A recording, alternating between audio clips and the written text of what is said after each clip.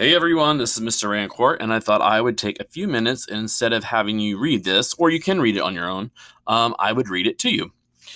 Toxic air alert. China's air pollution is among the worst in modern history, and its people are suffering because of it. A gray haze hangs over many cities in northern China. The smog can be so thick people can't see more than a few blocks ahead. The air quality in this part of China is among the worst in the world and is responsible for about 1.6 million deaths each year, an average of 4,400 deaths per day. The desperate situation is being dubbed an airpocalypse. Find out what's behind China's smog and what's being done to reduce it. Pollution warning. Last December, the Chinese government issued a red alert for 23 cities.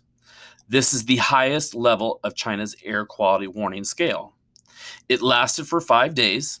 During that time, schools were closed, the government advised people to stay indoors, and most vehicles were banned from roadways. That sounds oddly familiar. On some days, it's like living next door to a wildfire, says Loretta Mickley about China's poor air quality. Mickley is an atmospheric chemist at Harvard University in Massachusetts. In winter, much of China's air pollution comes from burning coal for heat. Another cause is the country's booming economy that has created more factories and power plants that produce air pollution. Smogland.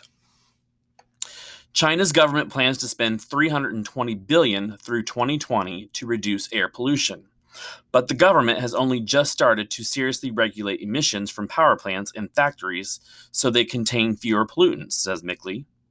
The U.S. has been regulating air pollutants since 1970, thanks to a law enforced by the Environmental Protection Agency called the Clean Air Act.